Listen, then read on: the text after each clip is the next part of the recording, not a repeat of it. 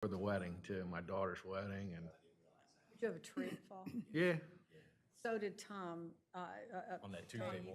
Tom Evans Yeah. and Sturgis. that Dodge street did. was, So I get a call from them. Might as well start And they early. said, we can relate to you. Came right I'd like to through call living this room. meeting to order. This is the Stormwater Utility Task Force meeting. It is November 1st at 1 p.m. And I'd like to start by calling roll. Leticia Gomez. Here. Joe Vescio. here. Suzanne's on vacation. Bruce Williams. Here. Elise Burns. Here. Susan Stewart. Here? Tom found broke his kneecap. No, his Is it husband did. John? John did. And Tom's John. not here. Tom was going to try and make it, but he had. He might not. John had a doctor's appointment. They were thinking about sending him to rehab, and so if he's not here, I don't know what Okay. he's gonna do. So I stand correct that I got my information Yeah, it garbled. was John that broke his John broke his kneecap and Tom may not make it. Bob just having surgery. Janice, I think, got one here. She's having some construction work. Eric, Here. Jan Conacy, Here. Frank Cooper. Here. It's good to see you. Mary Pack. Here. And Kevin Williams from, he's here. And Christine Estes is here from AECom. Amy Mendelson's here from AECom. And Brady Caldwell's here from AECom. And I see Commissioner Jarnowski in the audience. He's here. He's keeping tabs on us, keeping us on the straight and narrow, and he'll do a great job. Let's talk about the September 6th minutes. Do I hear any corrections or if not, a motion to approve? Move to approve. Second. All in favor? Aye. Aye. All opposed? The September 6th minutes have been approved. And I did not, Kevin, did you get it? Did we get any correspondence that you know of that's related to the agenda? No, not that I'm aware of, Commissioner. Not, nor have I. I've talked to numerous folks, but no correspondence. And this meeting is the one that we're going to talk about dollars and rates and probably the most important meeting that we've had. And so let's all stick to the standards. Let's not speak unless we're recognized. And that'll give our consultant time to go from point A to point B without being interrupted and delayed and tear it along the way. And let's just start that right now. And Christine, go ahead with your present. Whoops, hold on. I just have one quick thing, and that is, I've never really understood it. We talk of these meetings a lot about how important it is to educate the public about a fee. I'm sorry. Bring closer, Jan. I'm sorry. To educate the public about a fee and the stormwater issues. And we've talked about the need for a master plan. However, every time AECom comes back, it's like the meeting before didn't happen. You know, they don't talk about these issues. And then I discovered that their contract requires them to spend the whole time talking about a fee and not about what needs to happen in order for a fee to be successful and why we don't have a plan. And since I'm here representing SOLA, you know, in 2010 and again in 2020 for the CDP, we testified that we absolutely needed a stormwater master plan. And that, I mean, it goes back to 2010. And nothing's ever happened. They were adopted by the city, approved by the state, but nobody ever did anything about them. So I know that we at SOLA will not be able to support a utility fee without a stormwater master plan and without a communication plan or an education plan, whatever you want to call it, to really educate our people. So I want to say that up front. I did read all of this stuff, and it looks like a tremendously high stormwater fee. You know, Janice gave us a lot of stuff from Fairfax City. Elise gave us information from Arlington. All this great education material that they put out prior to adopting a stormwater utility fee. And they had a master plan. Dewey Beach has a master plan. Dewey Beach requires pervious hardscaping, and they have since either 2009 or 2013, I can't remember which. And we don't. So there's so much things that have to be done before we say that we can support a stormwater utility fee. How do you have a fee when you don't have a plan? So that's, that's a solo, and it'll be in our newsletter. Thanks, Jan. We have one more meeting left after this one, which we tie everything together. I think the timeline favors us. Number one, we can't do a plan without a lakes management aspect, and we still haven't gotten that. But number two, there's just no way for us to institute or to even adopt a stormwater utility before FY 2025.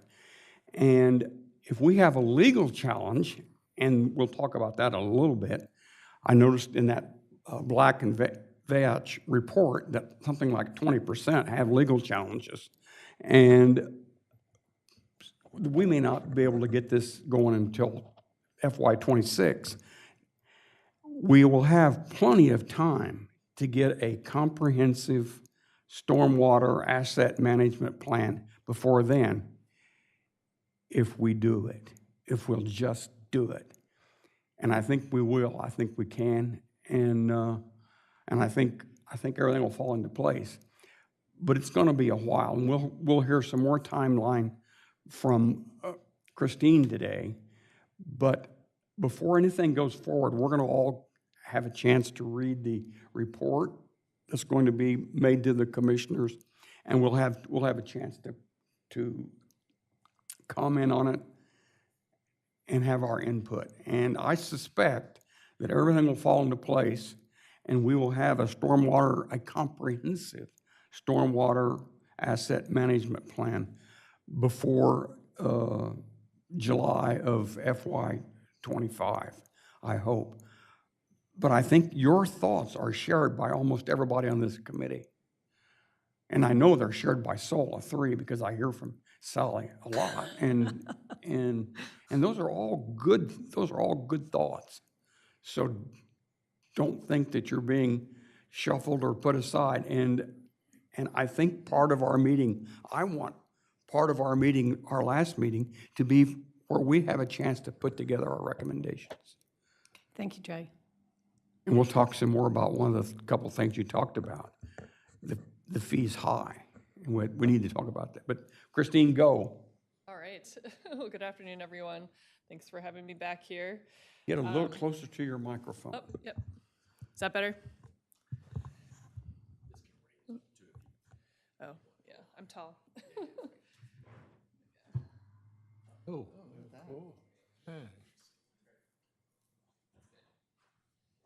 There we go. Is that better? Better, All right. it sure is. So today, I really want to go over, our goals and objectives for this meeting today, recap what we reviewed in the September meeting. I want to revisit the ERU versus the stormwater billing unit rate structure again. This is something that Dave did cover back in April, but I want to go, because I think it is important to review those different rate structures again so everyone understands what the difference is and hopefully make a decision on what rate structure would be best if a stormwater utility is implemented. I want to discuss the expenditures that are used for the preliminary rates that will be shown, and I will review some preliminary rates and ranges of rates based on those different billing structures using either the equivalent runoff unit or the stormwater billing unit. We'll also talk about the timeline moving forward, as the commissioner mentioned, as well as the future task force meeting topics, where in December we will really be developing those draft recommendations. I'll be sharing some, but want your all's input as well for what those recommendations will be. So the goals today are really to understand the different rate structures between the equivalent residential runoff unit and the stormwater billing unit. Understand what expenditures are used for the preliminary rates, review those rates, decide on what rate structure to use, and understand the next steps. So in the last meeting in September, we talked about setting a minimum impervious surface to receive a fee. And that currently in the Excel sheet has been set at 100 square feet. So any lots with, vacant lots that have hardly any impervious surface obviously wouldn't be charged the fee. It would need to be at least 100 square feet or more of impervious surface. We talked about increasing the escalation in expenditures to, it was set previously at 2%. I have adjusted that to 5%. That can be adjusted in the future, but we're looking at a higher escalation for expenditures. We talked about implementing a credit and incentive program, but also possibly waiting to implement that. That can be done during the implementation process. It doesn't have to be developed before you even decide on going forward with a stormwater utility. And we determined that it is necessary to establish a process for property owners to appeal the stormwater billing. So next I'm just going to do sort of a recap on what the equivalent runoff unit and the stormwater billing unit are, talk about the advantages of both rate structures. Went over this a little bit back in the September meeting, but the equivalent runoff unit is usually derived from the median impervious surface, the mean impervious surface of a residential single-family detached property. The fee is set for that equivalent residential unit, and residential tiers can be applied to adjust the fee to be fairer for properties that have less impervious surface or more. So you can see in the graphic, the typical single-family home has 3,000 square feet in this example, and then you can set tiers for a condo, townhouse, or a larger property with more impervious surface.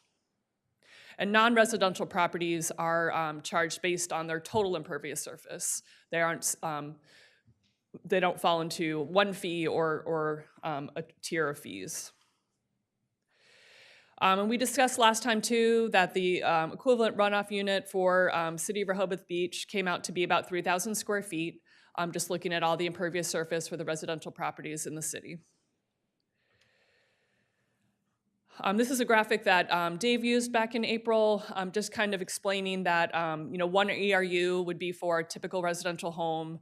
A large non-residential property with 10 times the amount of impervious surface would be charged 10 times as much as that typical single-family home. Stormwater billing unit, this is what the City of Fairfax uses. It is not based on the median value of impervious surface area, but rather a set impervious surface. So you determine what that unit would be. For example, in the calculations that I used 500 square feet. That's what the City of Fairfax uses as well. It's usually smaller than what the ERU would be. In this case, you would not be setting residential tiers. You'd have a greater amount of flexibility in the rates that are charged to different properties. So each property, residential and non-residential, is charged a fee based on how many billing units their property contains. So you don't separate out how the non-residential and residential are charged. It's all based on how many 500 square feet units that each property has. So for example, if a stormwater billing unit is set at 500 square feet and a property has 3,000 square feet, like a typical residential property in the city, then they would be charged 6 stormwater billing units. Anyone have questions on that concept? Yep. Yeah, so, but when you say 3,000, you're saying a house typically has 3,000 square feet in the city. But I thought the roof was what counted. Impervious surface. Okay, well, they wouldn't have 3,000 square feet of impervious surfaces because it's a 2-story house, and so they would have 1,500, say, if you're looking at the roof, right? We're only, for these purposes of the rate structure, it's only based on the impervious surface. So the roof, sidewalks, driveways, not the total property area.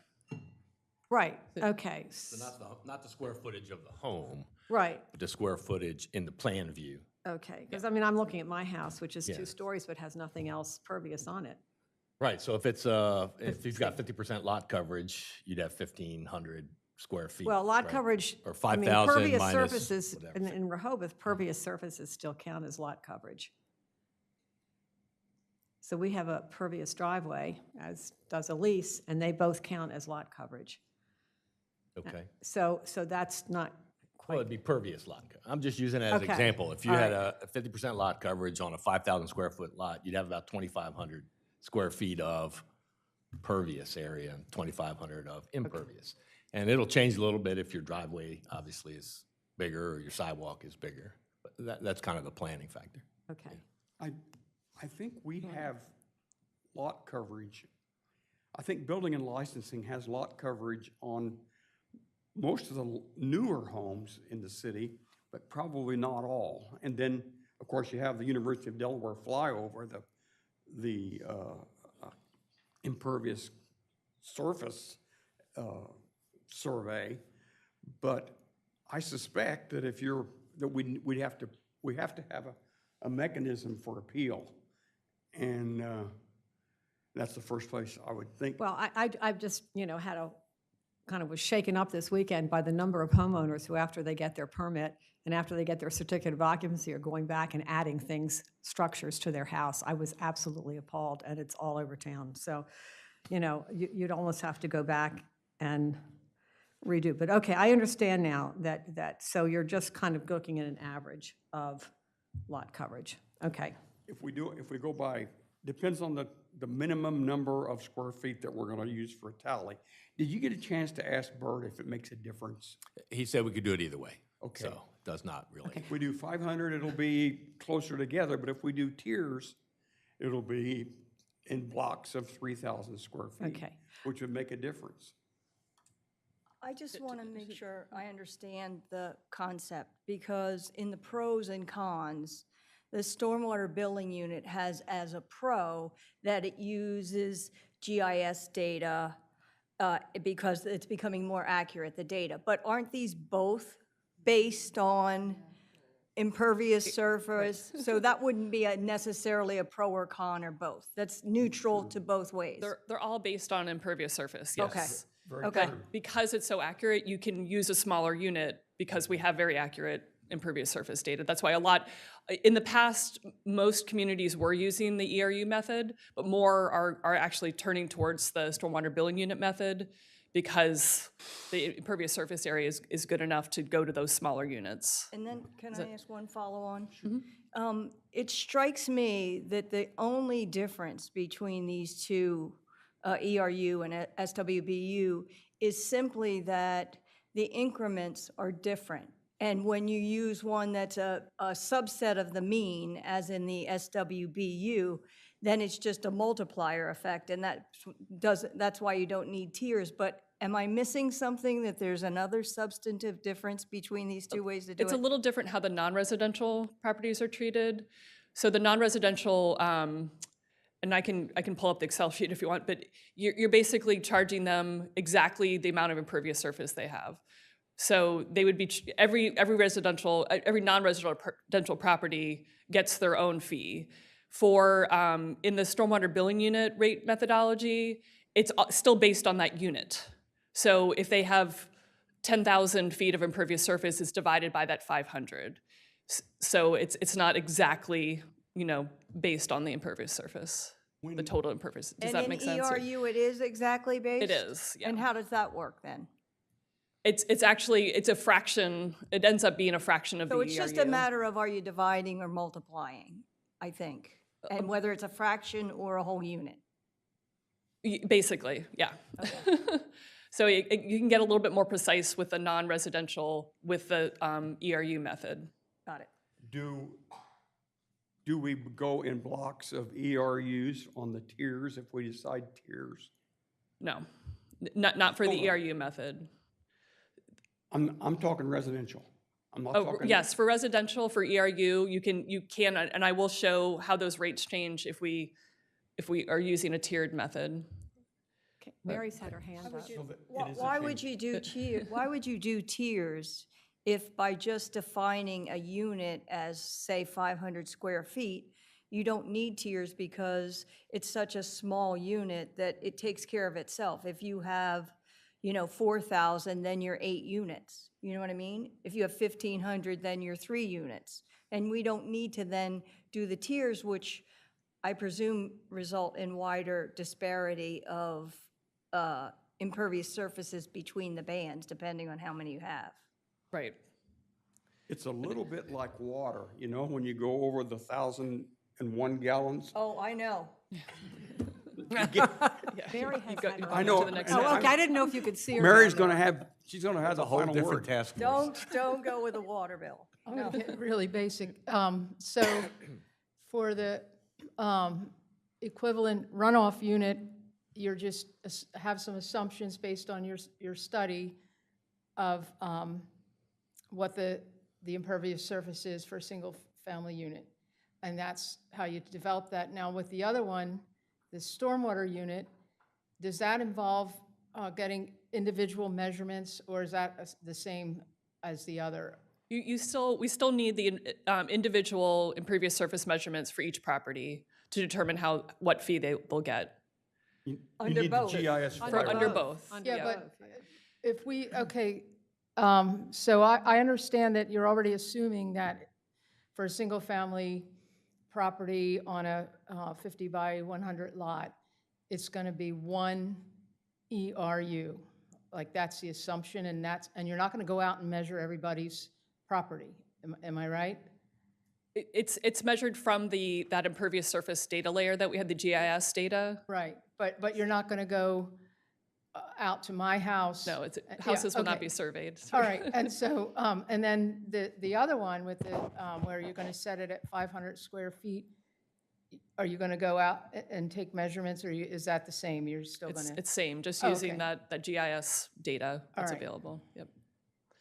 The only time there would be measurements would be if you would appeal. And I would expect, Jan, when you do yours, you'll probably have to appeal. So will Elise. You And too. then what about if you have the non-normal size property? Because you're only measuring impervious surface, because if I have a 3,000 impervious surface on a 12,700 square lot, which is typical on Scarborough Extended, then does that matter?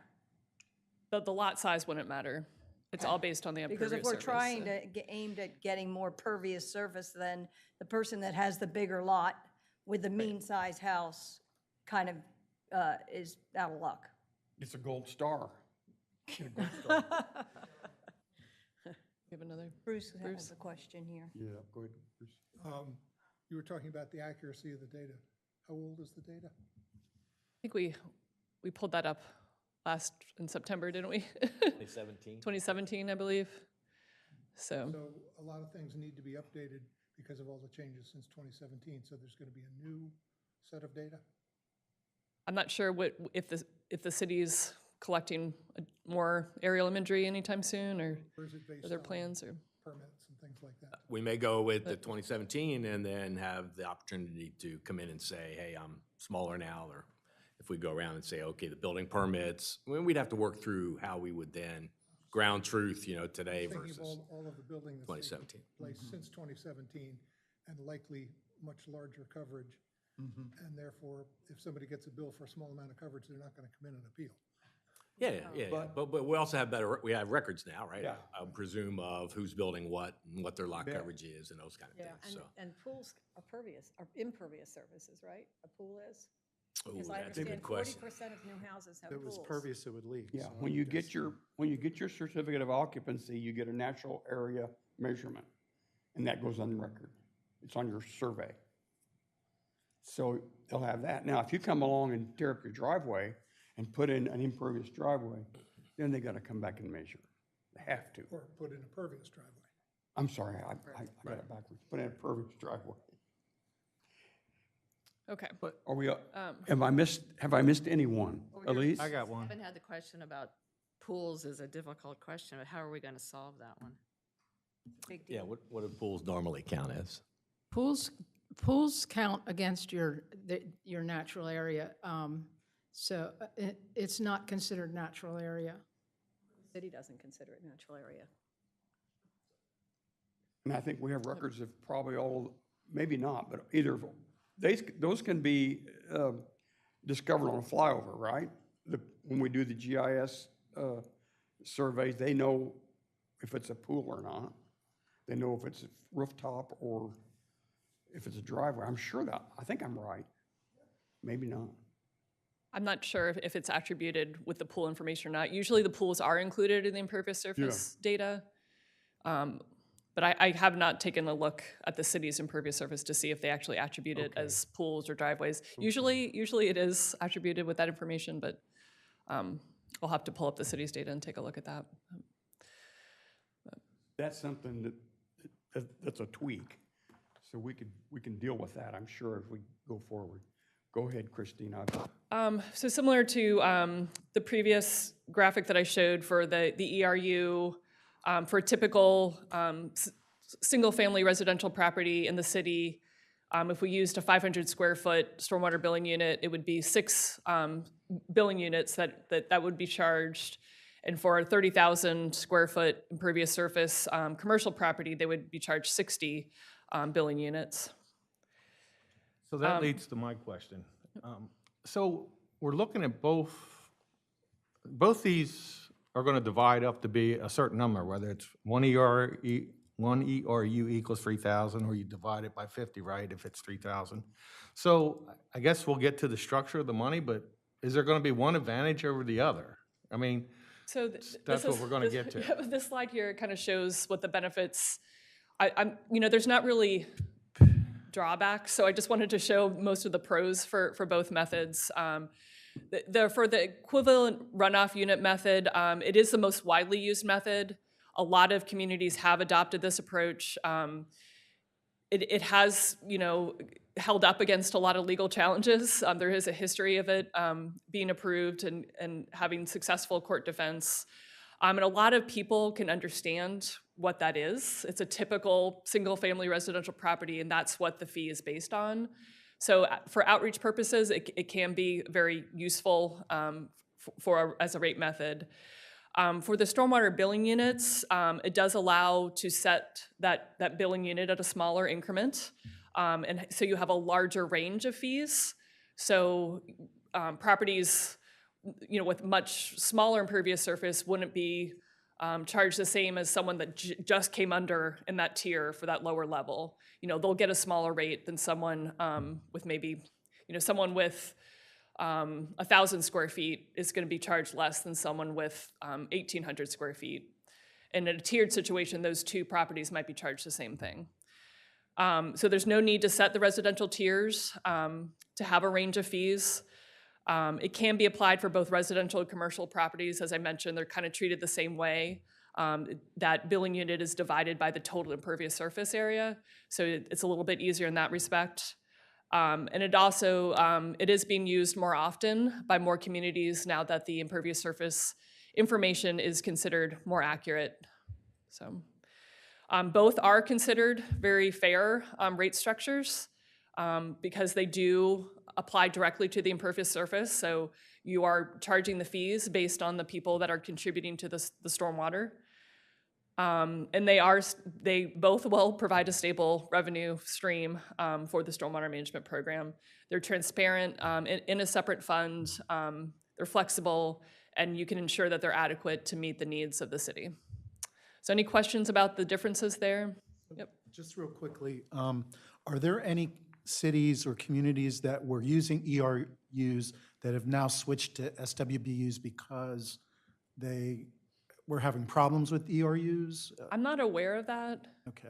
I think Fairfax City did, but I don't know. Fairfax City is using that. I think they adopted that in the beginning, though, to use a it might not stormwater have billing gotten unit.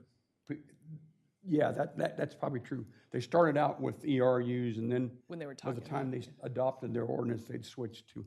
But it seems, as we hear from Kevin, it just makes no difference to us as far as calculations Right. go. For administration, I don't think it'll make much of a difference. If anything, I mean, we would probably have more discussions with homeowners about if they could save something with 500 square feet as opposed to 1,500 square feet. So we may see more folks wanting to come in and negotiate a lower rate or get credit for tearing out a sidewalk and putting in gravel or something like that. So I think we'll see more interactions of that nature. But I think the initial setup, once you go through that, I think it's pretty And there's well a set. possibility you could see more appeals for people that are right on the border of that, going over to the 500 than you would with ERUs, when, there's bigger pool in each tier. So. Christine, do you want us to decide now what we'd like to do? Well, I can show you, with the rates, I can show you, Rate? the impact on the rates before you want to make that decision. Okay, go on. Yep. Oh, Letitia. Yeah, just to that last point I think that you made. So in the event, so with the SWBU, and Kevin brought it up, there might be more negotiation. So like if I have an 1,800 square foot, And I think that's true. right? So then 1,800 square feet would be two, so is it really three SWBUs? It would be 3. Okay. Yep. So, yeah, so that's the part that I want to understand a little bit better between that and then the ERU. So if ERU is the mean is 3,000 square feet, but I have an 1,800 square foot impervious surface, then where's the adjustment in that scenario? Because I think we are going to find that's going to be often the case, one way or the other. So which is going to be more of a headache, I guess, for you guys? Do you have an opinion? Yeah, and I would just say that probably we'd have more of those interactions at the smaller unit. With the With the SWBU? 500, square foot, yeah. But I think if I remember the chart correctly, the tiers went to like 1,500 and 4,500. So it didn't split right at the And we can use that 1,800 Yeah, square so foot whatever those- example as we go through the numbers, sure. But Hypothetical. Yeah. Yeah, but it seems to me that in trying to simplify by having larger blocks of groups, that you are de-incentivizing people to make minor improvements in stormwater runoff. In other words, if you're talking about replacing a small section of sidewalk, for instance, not a big deal, but if it doesn't really move you into another tier, then what's the point? So it seems to me the more granular the measurement is, the more you have incentives for people who are making improvements to their property and making these considerations to consider pervious property. And that's the whole point of this. Right. You know what I mean? It's like you're getting into worrying about how many appeals there's going to be as opposed to the point of reducing impervious surfaces. I would expect that, right? If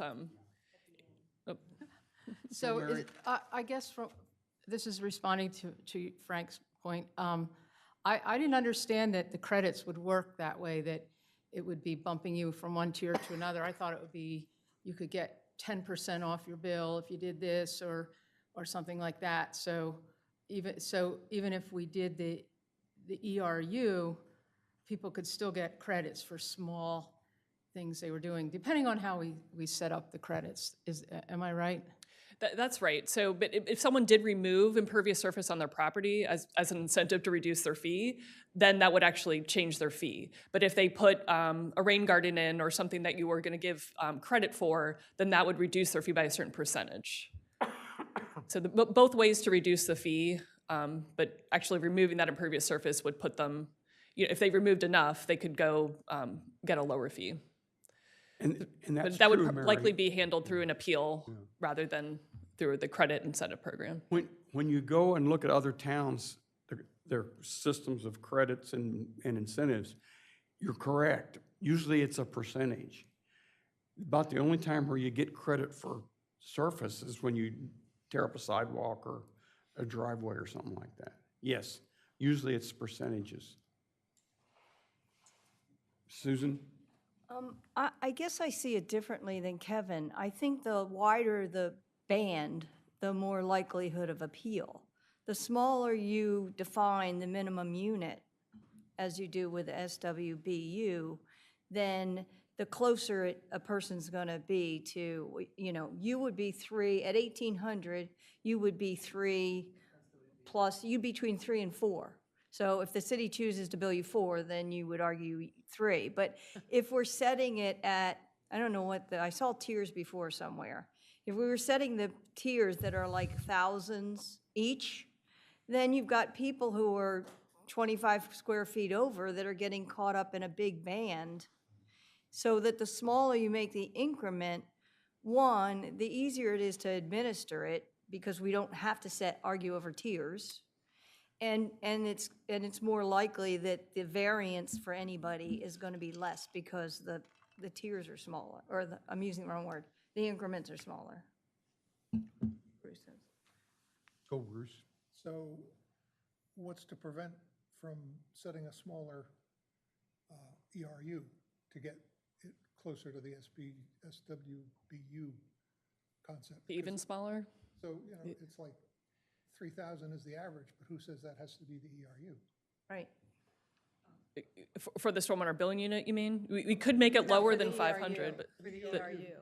Is it hard and fast, you have to set it at the median? Not necessarily. It's usually just based off of that, the typical residential, the mean impervious surface for the typical residential unit. So if, for the moment, you assume that you set the ERU at 600, you've essentially created the SWBU. Exactly.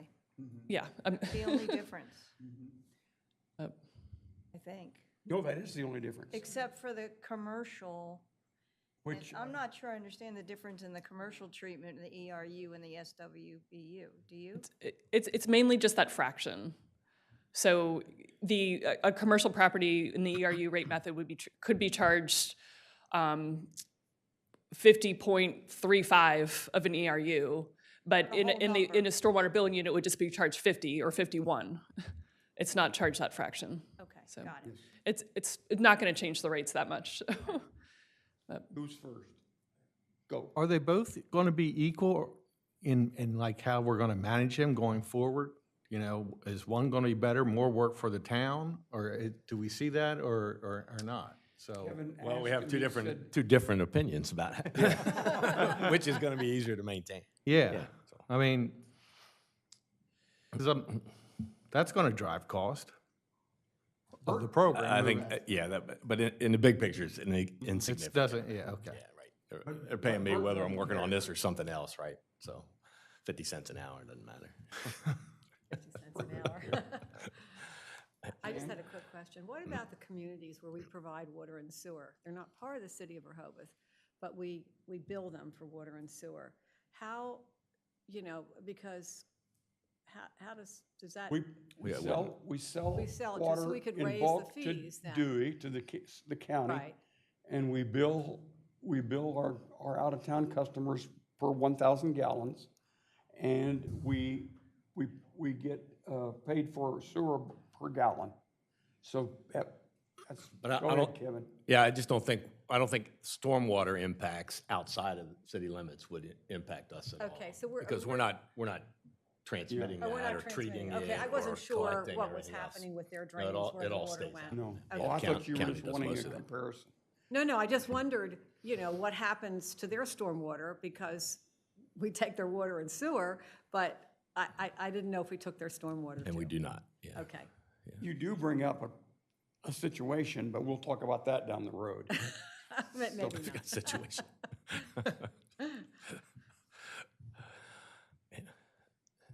All right.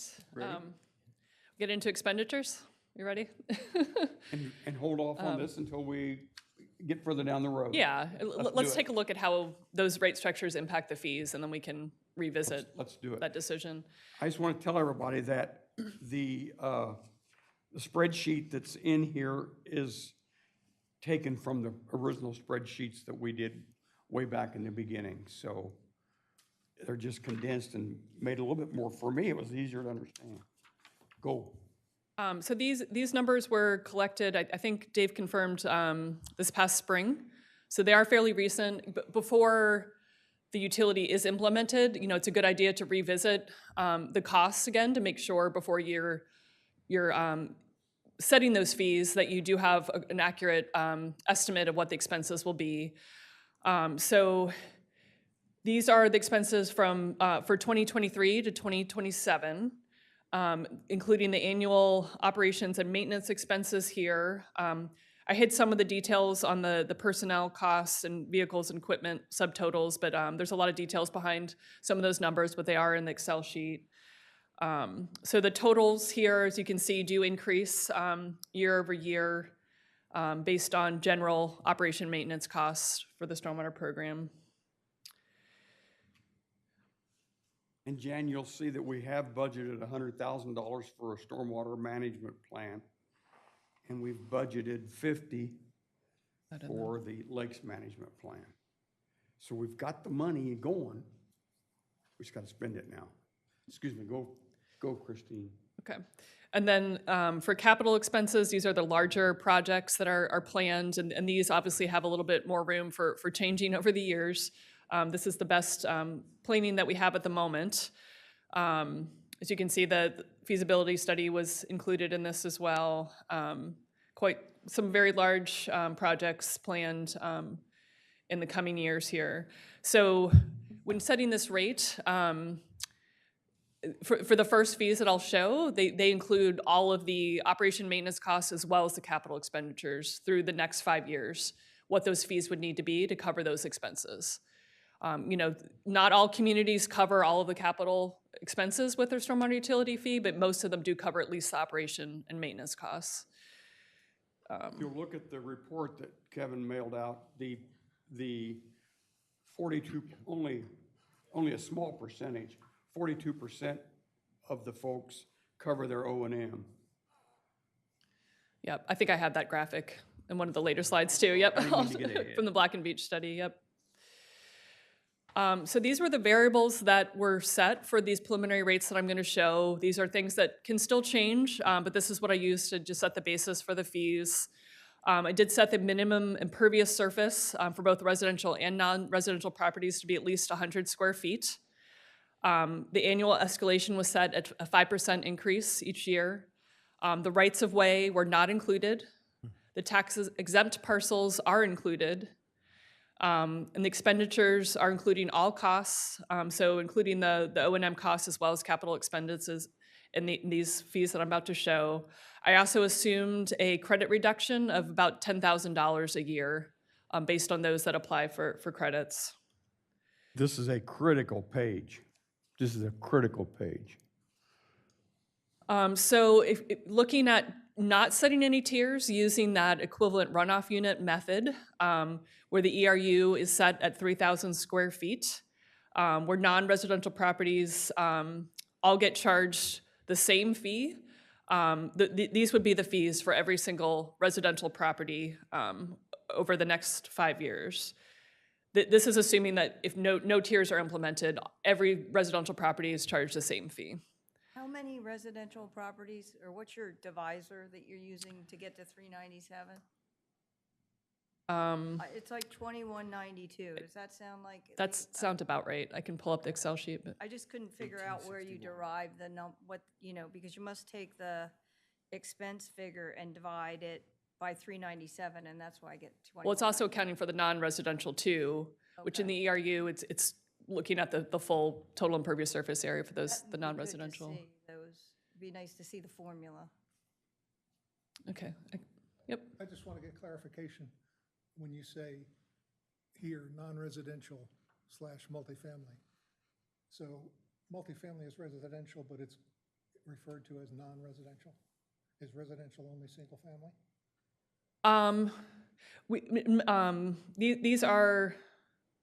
This is only single family. For something like a condo building, Right. that would be treated as like a non-commercial, non-residential, a commercial type of building. Because that's going to confuse people. You know, that's true. Yeah, that is true. You should have a category for condos and multifamily. Exactly. And Why, it's good to see how you get it Just- to how these you got to numbers. this number, yeah. Multifamily Yeah. housing, Right, and just call it. We can do that. We can that. correct that narrative. So yeah, in these calculations, all of the condo buildings, multi-residential type of facilities were treated like non-residential. Like So you're aware of that. Commercial. Like commercial, yep. Everybody pays the same amount of impact for impervious surface. It's like 14.4 cents. And if you will go through and calculate all this, you'll find out it comes out okay. That's what it comes out. I did that. For That's what it comes out. So, For one fee, is that, you're talking about the one tier approach? Yeah, I don't know what I didn't understand what you said. You remember the very first time when David talked to us, he gave us this chart that showed all of the percentages of everybody.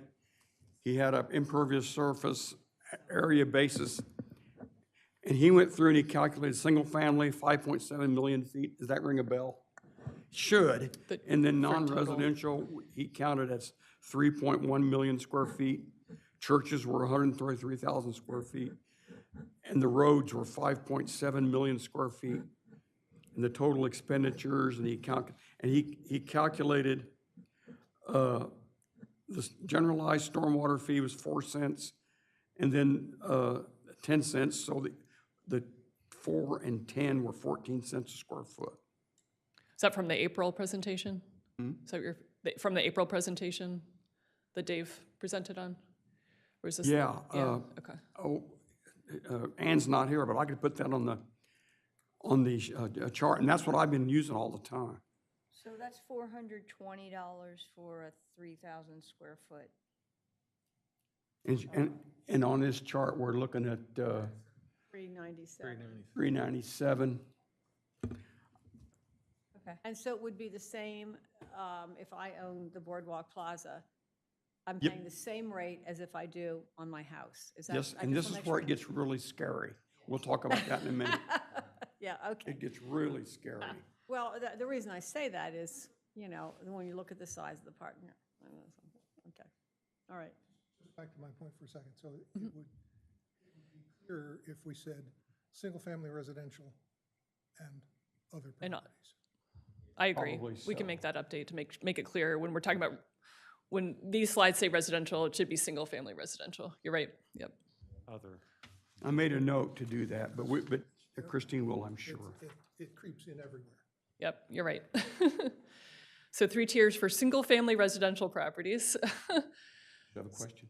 No, Oh, okay. I'm cool, I'm good, sorry. So these are the example rates if 3 tiers are set. So any property with less than 2,500 square feet, so that 1,800 square foot property would fall into that tier. Or greater than 250, but less than or equal to 3,600 square feet would get a higher rate. And then properties greater than 3,600 would get another rate. Any questions on this? Just trying to make it a little bit fairer using the tier method. This is for 3 tiers, yep. Yeah, and then we have another example with 4 tiers. But So do we have, from the GIS study, a map that breaks down every lot in Rehoboth as to how many square feet that? we have that information, yes. We've calculated using the impervious surface GIS data in each parcel. We've determined how much impervious surface is on every property, residential and non-residential. So can a GIS study tell if the pavers at my house are pervious or impervious? No, okay, all right, I didn't Right. think so. You'll have to, and that's why we have an appeal process. Right, Yeah. right. So this next one's looking at 4 tiers, very similar, just breaking things up a little bit more for even larger properties for them to be charged even more.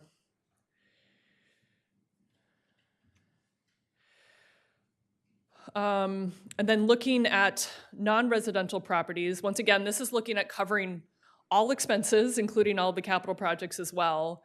The largest commercial property in the city with quite a lot of square feet, 285,690 square feet, would be equivalent to 95.2 ERUs and have an annual rate of $36,757. And what is that the City Hall complex? Is that the largest commercial structure? Dave sent me an email telling me what these are. Let me pull it up here. He said it's an old commercial property that might be ripe for redevelopment. Bellhaven, No, well, it's out by Scarborough Extended. Beach Walk. Rehoboth Beach Plaza, Walk. yep. Oh, That's what that is, yep. Well, Lots and lots of parking lot. We have some other commercial segments that are going to be whoppers. Yeah. The second one is the Rehoboth Elementary School, which has quite a significant amount of impervious surface. The annual rate for that would be over $24,000. We know that they do have a lot of stormwater control, though, on the property.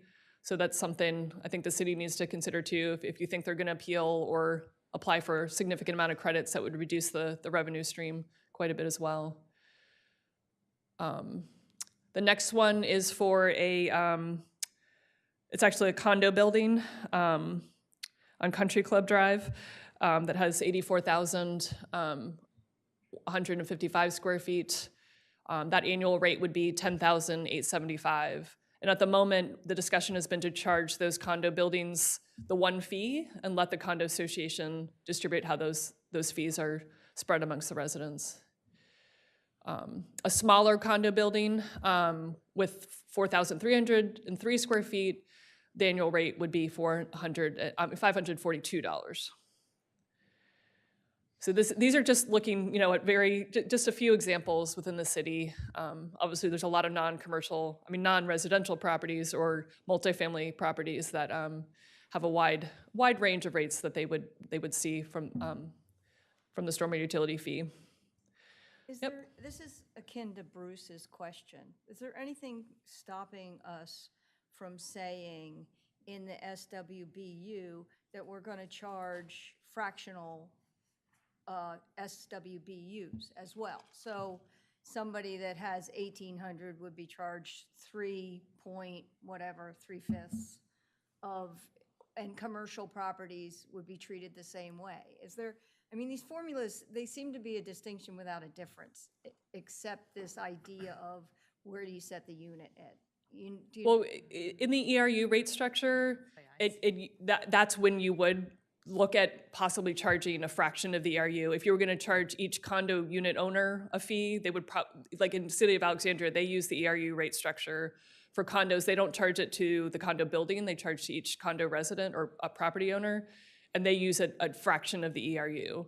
With the stormwater billing unit, you'd set that unit small enough that you wouldn't want to use fractions. So if we set it at 250, I think we would take care of a lot of people because the nuisance factor of appealing to the city, do you know what I mean? Or I think the smaller the unit, the more everybody's billing fits their size because there's more opportunities to fit within that smaller thing.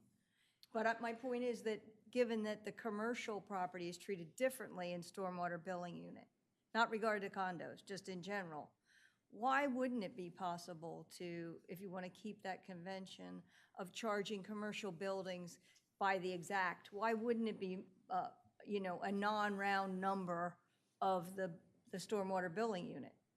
Does that make sense? So if your unit's 500 and you've got 1,800 and it's a commercial property, why wouldn't it be 3 point whatever? Why couldn't you do, why these two conventions could be the exact same? It just depends, their differences don't seem to be material. I don't know. Does anybody feel that way? It's, I think, sorry. Apply it the way you're talking about, no, it doesn't. Well, we're I mean, using if GIS you're for slicing both. the units into It's- fractions, then it's not a unit anymore, really. It seems superfluous to me. I think what Susan's saying, if your billing unit is 250 square feet, nobody's gonna go marching down to City Hall and saying, I want my 72 square feet back. But if it's I think they 3,000 will. square feet, and you're, I think they I will. was going to say, Because the easiest way would be one tier. And I don't care if you come in, you're not going to come in and argue about, But if 500 square foot sidewalk. You're just not. right? 3,000 square feet. So if you you're make it gonna argue. 3, it's going to be a little more difficult than 1. If you make it 7 or 8, or whatever, 10, right? 5,000 divided by 500, 10. There are more opportunities for micromanaging that space. And the thought that I had pertinent to what Susan was just talking about, I realized that I had been thinking, gee, I'd much rather be, as a condo, much rather be treated like a single-family residential, but with the explanation about 58.93 for the billing purposes, it's like, no, I'm happier being treated as commercial because every little bit that we remove changes that percentage, and it's much easier to get a lower bill tearing something out. I think everybody's gonna want the downstairs condo, right? And you're gonna blame the impervious by the roof line, right? You're not gonna charge your downstairs guys, right? Just kidding. I don't think you get excused if you're in the basement level. Is there a factor of this? I mean, I find this a little baffling. So, to me, it's like if we're selling this to the public, isn't it easier just to say that it's by square footage as opposed to some tier arrangement? I mean, that you're billed by how many pervious So you or could use the impervious square feet you 14, have. 14, the thing from Dave's April. thing. Yeah, you could can say use the by 10 impervious, or yeah, divide by that. Yeah, 14.4 cents or whatever. I mean, we bill, for instance, building permits, or just by FAR, they're by square footage. Why would? Yeah, they're on, the new ones are on there. By the We don't cost have of the building, tiers I in think. that. And And then you're saying there's a large house, small house, and a percentage of it and stuff. That just seems like, I don't know. I kind of agree with Susan. It seems really superfluous to me. I think the 500 square feet sounds reasonable, because most people are going to have a roof that's at least 500 square feet, unless it's a very tall, skinny house. So, yeah, a lighthouse, yeah. So, and we can all divide by 500 really easily in our heads. That's generous. Oh, please, but 41.1325? No, I couldn't do that. Okay, Christine, go forward and Move tell us on here. when you want us to start making decisions. These are some of the numbers using the stormwater billing unit when it's set at 500 square feet. So it's, all the properties are divided by that 500 square foot number. It could be lower, it could be 250. So the stormwater billing unit rate would start out at about $67 a unit. So for a typical 3,000 square foot impervious surface home would be about $402, which isn't that different from that $397 that we saw from the ERU method. So it's not changing it too much. It's just, how we're calculating and totaling up the total revenue to cover the expenditures. Has there ever been lawsuits about the stormwater billing unit? I mean, They've- What's, The reports that I read is there's no more, there's as many lawsuits against the SWBUs as there is against the tiers. And there's no, it is not any more difficult to make either one equitable. Okay, I just wondered, because you had said the advantage to the ERU was that there have been settled cases. Right. Typically.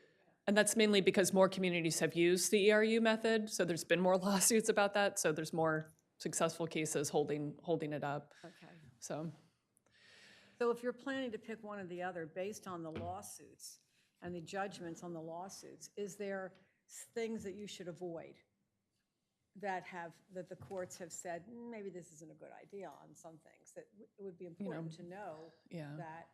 I think using a single fee for everybody is probably gonna make you susceptible to more lawsuits, but, Makes sense, right? Makes sense, yeah. Yeah. What we need to do then is just figure out how much the square foot impact is. And have everybody pay per square foot, I guess is Well, I what think Frank's saying. 500 square foot, I mean, as I say, I mean. And it sounds like that's doable with Bert's, with his software. If we decided to do, I'm just really muddying the water. Well, and with new construction, we certainly know exactly. No sweat on that. There's a lot of that. and the main purpose of grouping the rates into the either ERUs or the stormwater billing unit is to ease the administrative burden. You could, like the ERU method where the non-residential properties are charged strictly by their impervious surface, you could do that for the residential properties too. It's just, you're gonna have to deal with, every little change in a property, you might have someone coming for an appeal. It becomes more burdensome, rather than if there's a slight change, it's not gonna impact someone's rate if you put them into the units or the ERUs. Yeah, that is So- true, when you think about that. As long as you make your increments small enough so they won't go nuts. Yeah, that's true. I mean, some communities do bill directly based on that impervious surface, and every single property gets a different fee. It just becomes more of a administration burden, so. Okay, I just did a little graphic just to, go ahead. Yep. But doesn't that get back to my original point, that actually is the incentive to remove the 25 square feet of pervious surface? I mean, if it doesn't make any difference in your billing, then You won't do it. you won't. If You it makes might a not difference, do you it. will do You it. Quite may frankly, or we'll may do it if not, the but city mandates it but as certainly many our people goal already. here is to reduce pervious surfaces. So the system should be set up so that it incentivizes that Yeah. at its core. One comment I'd like to make as a person who actually has made a serious effort to reduce pervious surface and control stormwater, it's very expensive.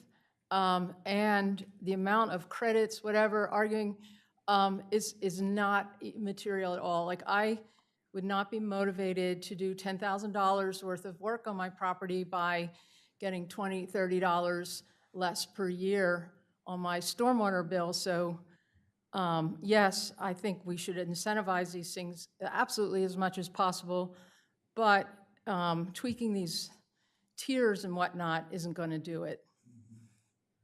I agree. As somebody So who let's just put just- in a pervious driveway, I can tell you, I've never discussed with my husband the difference between pervious and impervious as far as, or he probably wouldn't have. But anyway, it's very expensive. And we could have paid the fees probably for the rest of our life without You'll never getting come out to on it. it. And that's why you have to mandate it, as Dewey Beach Yeah. did. You just have to mandate it. And people are paying $3 million for houses in Rehoboth now. It shouldn't be a big deal. So what is our consensus? Do we want to stay with the ERU because everybody understands it? Do we want to go with smaller increments because they may be easier for the homeowner to manipulate or to incentivize? Before you decide that, let me speak to this one graphic too first.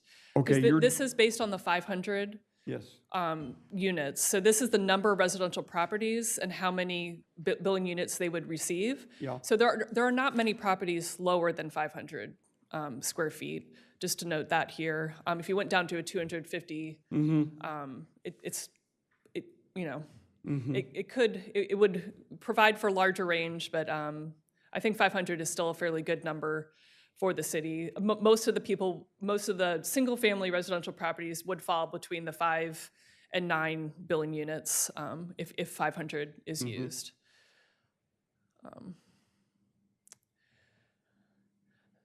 So we just decide then what we think would be easier.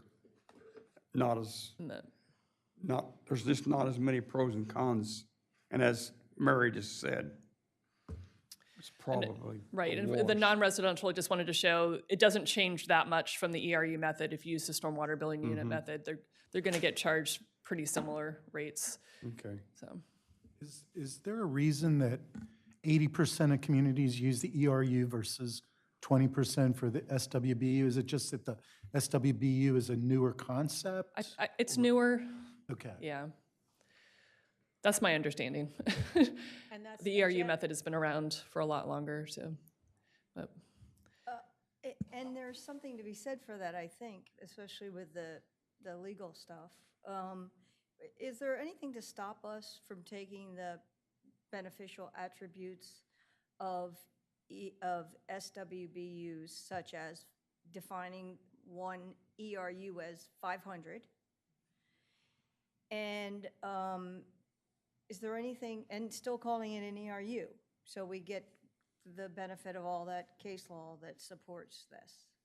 It's kind of You could, it's but- kind of a great idea. You could do that, but you can't equate that to the typical single-family residential. It would We be can just say a single 6 family has ERUs is a 6 typical, ERUs yeah. or It's just how whatever it you is. communicate that, really, so. Right, and you have this graph that supports why 500 is the preferred versus 3,000.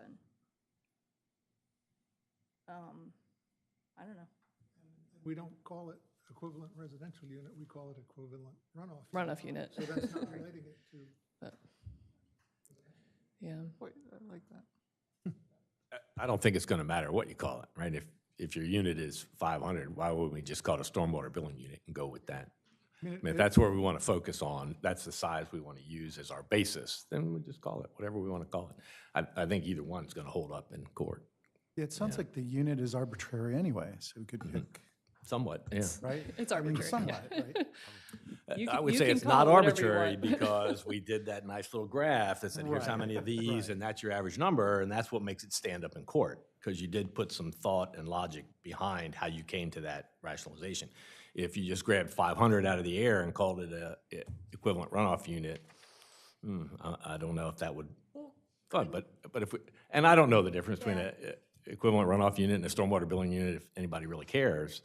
I just know we've kind of gone down that path, and And we could- couldn't you say that the equivalent runoff unit for the mean type of property is six equivalent runoff units?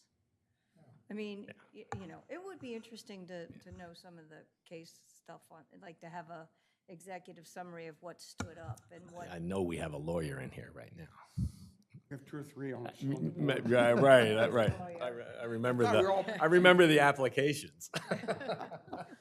Okay, Would be nice to know. shall we come to a consensus? And then, because we have another meeting to talk about it, and talk to somebody and say, hey, which is more legally, are we okay legally? I think I'm hearing the 500 seems to be the right way to go about it. I say we just call it, we go with the stormwater billing unit methodology. That's how all our data was kind of put together, and just say that's where we're going. Yeah, I was just gonna say, And that then just move seems to be forward the every- most simple, the simplest. And when we're, in the future, when we're communicating this to our, townsfolk, we gotta make it simple. We can't make it something so complicated, they're gonna go, "Whoa," blow up, So I think SWBU is the most simple. I understand your concern about the legal piece, and I think we'll get some information about that. And because I'm not gonna be here next time, unfortunately, I do want to make my vote for, if we're gonna vote, for SWBU. Does the city round down or round up, or how's that work? Like if you're 1,800, is that 3 point? It would be 3. It would So we're round up. rounding down. No, Three if times well, if five it's is- 500 and it's, Then you're rounding up. it would be charged 3, if we're using the stormwater billing units and it's 1,800, then it would be charged 3 That's billing rounding down. units. Okay, yeah. So, But your graph didn't show much difference in the two numbers, right? So, correct, the graph that you showed up here a little while ago? for that typical 3,000 square foot, yeah, it's not that different. Right. For an 1,800 impervious surface, square foot, single-family residential, it would be a bit different. And all of these scenarios, really, they're funding our O&M and our capital Oh, improvement, yeah, let me go to that one. The way the numbers are here, it was funding everything. everything. Okay, good.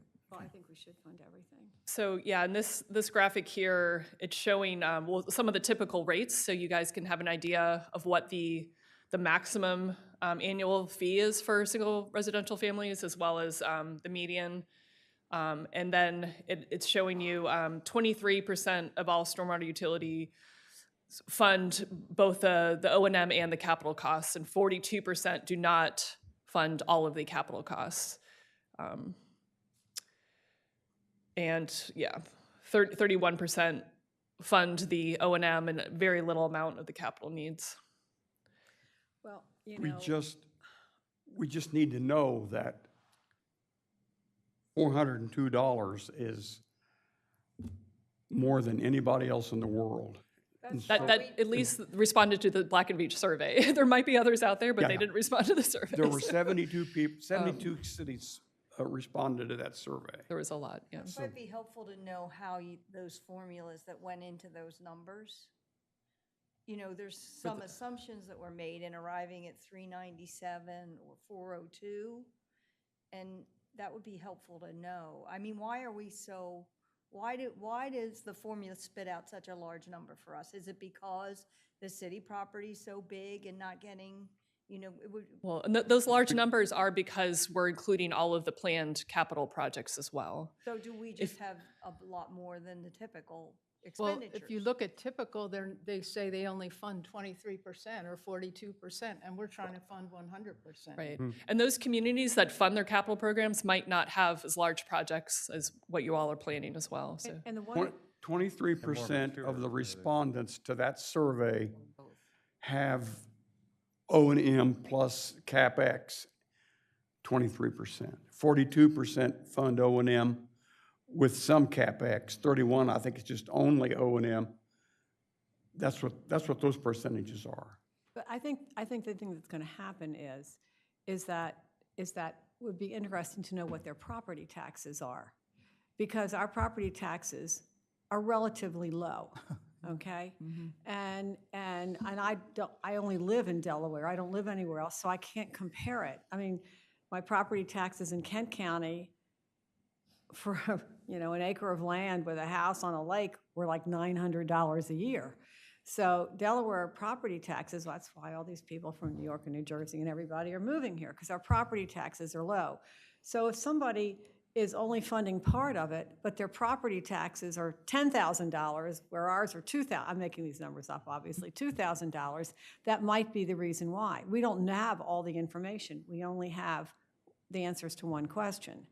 So I know Sussex County will go up because of the ACLU's suit about schools. I don't know how it's going to go up or when it's going to go up at Sussex County. Maybe you know, Mary, I don't know when those, they're reassessing all of Sussex County, and they have to go up certain. Already started, Oh, have they? yeah. Okay. And so, but if this is your primary residence, as some of us know, if you're over 65, you get a break, what's $400, I believe, a year on your property taxes in the county. So I think, I've heard people say, well, we know Suzanne feels very strongly that the tourists should pick up part of this fee. But the fact of the matter is, I don't know how they're going to pick it up anyway. But and there are probably other people. But for those of us who live here, and this is our residence, and we're property owners in town, who else is going to pay it? Although I do pay, when I go to Will's Eye, I pay $10 an hour for parking, and that's a reduced rate because I'm a patient. So I just want to tell you that $3 an hour is pretty cheap. Oh, I had my hand up. Oh, And I guess looking down, and I'm talking to you, Kevin, looking down the future. So let's say everyone agrees and we impose this fee, we fund capital improvements that are listed. Beyond 27, 28, would there be an opportunity to then reassess and say, well, we don't need to raise that much in terms of fees, and kind of like not a sundowning, but I think so, and I think we try to do that in the water sewer rate studies, whereas you take a reasonable period of time. I think we used 4 years, and then, you have either a step or a drop, depending upon the next. You can kind of see how it goes for the first 4. Certainly, if you wanted to look at something as you get through those couple of big capital expenses, you don't really see a lot big expenses like that on the horizon, because the one is kind of the backbone of our entire system. But I would think it would certainly be doable. yeah, because then, we'll always have operations and maintenance. Always. That's never going to go away. But Always. the big capital expenditures Right. will, at some point, they'll be done, and then we can look at it. We have to decide what we want to do. If we force the city, which we can, if we force the city to take CapEx out of our general fund, we kind of force the tourist to pay for it. Because that's where the money comes from.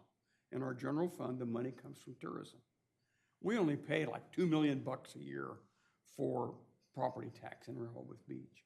And we're asking for 2.1 million bucks a year just for O&M and CapEx for this $402 or whatever we came to.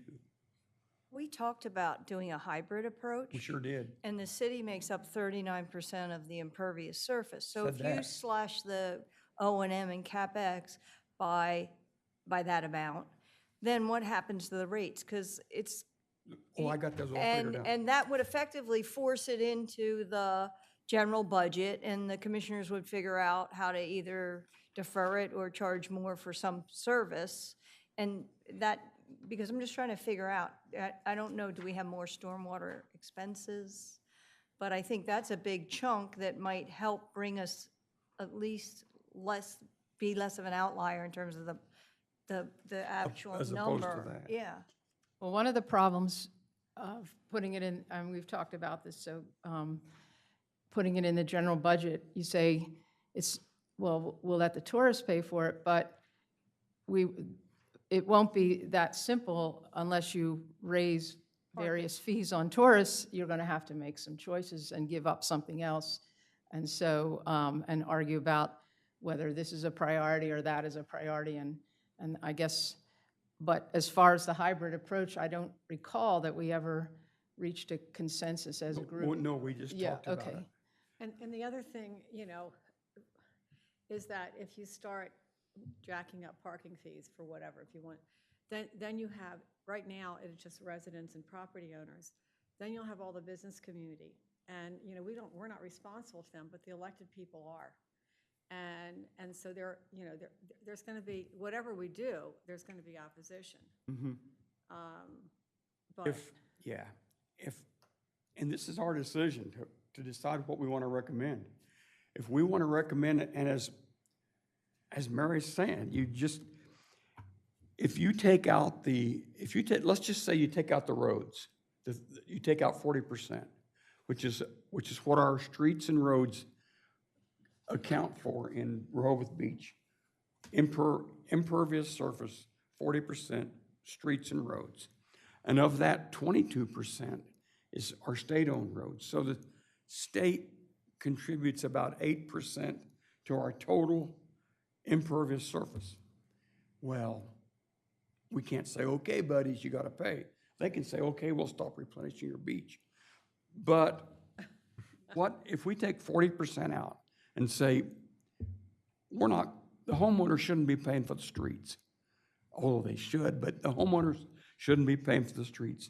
We get $238 a year. Yeah, that's what I got. Pretty darn good. And the yearly or the quarterly is $60. Right. Well, maybe would $60 sound better if everybody averaged? And that's just the average That's what's going to show up on there. on your utility bill for stormwater. Which has a bigger figure for trash than that. It's true. well, $100 a quarter, frankly. $100 a quarter is what the 400 No, is. that's what I'm saying. It isn't gonna cause anybody, I mean, since, the reason I asked about people out of town Especially- is because I look at next door, and I guess people got their water and sewer bills, and they weren't real happy about it. But none of them lived in town, even though they say they live in town. And so, I do, and I'm not happy with it. but did you go next door and rant and rave like a maniac? I did not, no. Okay, okay. Read them. All right. So, I don't, What do we, I think our consensus is to go with 500 square feet.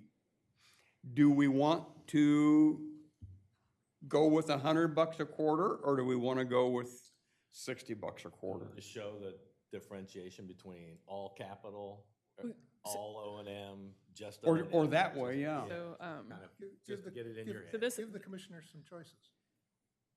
were you discussing, though, including 40% of the capital expense? What 40% are we I was referring to? just saying that 40% of the total stormwater expenses in Rehoboth Beach, Delaware, Oh.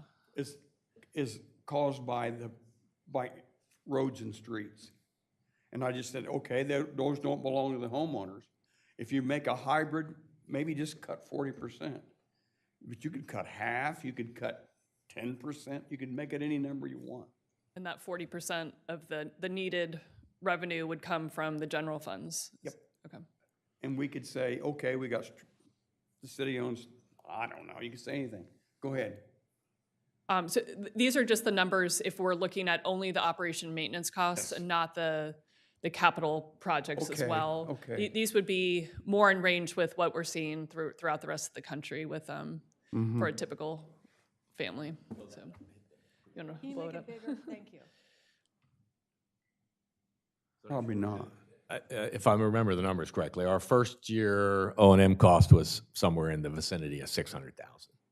Yeah, that's what we're looking at, 600,000, so. Right, so just O&M would be $204 a year. So that's $50 a quarter. Yeah, but that's like kind of where I was thinking, if we still need to make all these capital improvements at the end of, let's say, 2027, we're done funding it, then we could go back to something like this. Because then we're only funding O&M, but we've taken care of what we need to take care of in capital improvements. And so there'll be some pain for 4 or 5 years, if you want to look at it that way. Will there always be more capital improvements that we don't identify? That's true, I mean, Well, we're possibly, gonna but have not, to do stuff Correct. not to the Because- extent that we have because, right now. There's a commissioner here who wants to Oh, dredge man, the we got lake, so big that time bucks Was what? coming on wants to damn dredge lake. the lake, so that Oh, might, wants to dredge the lake, well, okay, that'll increase considerably. I see. Well, it depends. Lake Gerard, are you talking about? Well, that wouldn't come under stormwater plan. Dredging Lake Gerard. I'm sorry, dredging Lake Gerard wouldn't come under stormwater. But Well. it's an expense, Well, I know it's an expense. anticipated expense that's gonna needs to come out of, I guess, the general budget. It needs to or- come out of the general budget, not out of the stormwater utility fund. You're saying, yes, it does. Stormwater management plan will tell us when we have to dredge Lake Gerard and what else we have to do. I mean, Lot to of make stuff. the more effective stormwater retention ponds? So, but we're gonna have to have, I would imagine we know that whatever we do to Silver Lake has to be shared between Dewey and the county and us. Well, the as the state owns management Silver plan, but Lake. Huh? The state owns Silver Lake. They own the they claim the subaqueous part. We own the shore where we live, but we only own a little bit of the shore. Most of it's in the county and No, we're the largest, I'm pretty are sure. we the lower Oh, county? yeah, I'm own pretty out sure there? we are. On Well- Silver Lake. yeah. The part that goes out by Country Club, Oh, when you So- add that in, yeah. yeah. I would think. think Sussex- Anyway, I got off track. Yeah. What do you want us to do now, Christine? So yeah, that's a decision that needs to be made. If you want to decide on that stormwater billing units at the 500 square feet and how much we want to include as the part of the expenditures for generating the revenue. Okay, So, question one, does anybody have heartburn if we go to the 500 square feet for a billing unit? I just had one question about that. If the graphics that we've seen show that our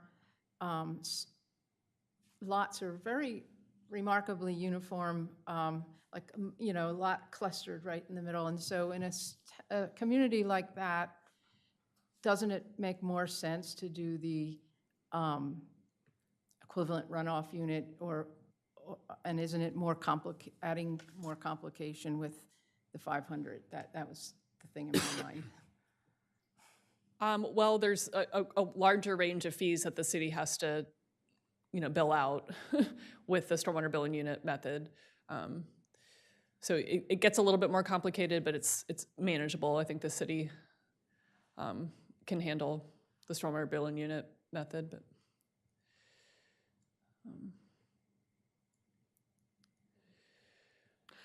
Well, most of the lots on the north side of town are 50 by 100 or 100 by 100. But on the south side of town, that's not the case. They're different sizes because they sold them in 25-foot increments. So there's a lot more, there's a lot more 75 by 100 over there. and even doubles, although the doubles mostly have been partitioned, 50 by 100s, but there's a different range, and then, when I say south side of town, I'm thinking of Schoolview, and I don't know what they are on Scarborough Avenue Extension. They're 12,750 square feet, those that exist and haven't been subdivided, and most of them there are that size. Yeah, I'm just in favor of the most simple method. So whichever one you would be the easiest administratively, I think that's what we should do. And I think we heard from Bert that he doesn't care. For the billing itself, right, he just does, here's the number, put it in. Yeah. And I think the initial, in my mind, I think there may be a little, maybe the fewer tiers, the better. So one rate would be simpler than 3 tiers, which would be simpler than a 500 square foot billing unit. I don't know that it's that much more difficult in any of those. I mean, the work is going to be up in the front part where you're setting it, the initial rate, and I think that's going to be pretty similar. So I don't know that I would worry about the way that the options that, as they've been presented, I don't think there's a huge difference for the staff to kind of set it up and get it running. So I don't know if I'd really worry too much about that. I think we can make that happen whichever way we go. Right? Again, they only pay me 50 cents an hour anyway, so. So what's our preference? I'm still troubled by the absolute number of these things relative to other communities' experience, and I don't know how you get around that. I mean, I'd like to know what's driving that. We don't have enough units? Yes, I think that's what's driving it, because enough in that, houses. it also had a little asterisk down there for the smaller units, where it had a minimum and maximum. It said it does not include the smallest utilities. We just don't have that many units, right? That many When you're going to people to compare it to divide it by. Wilmington, or you're going to compare it to, who was the other one? Newark, I guess, had it in Delaware. Fairfax City or Yeah, right, Arlington. or any of the They're ones in here. huge. There was several small ones, but they were excluded from that min and max because of the number, I think. Yeah.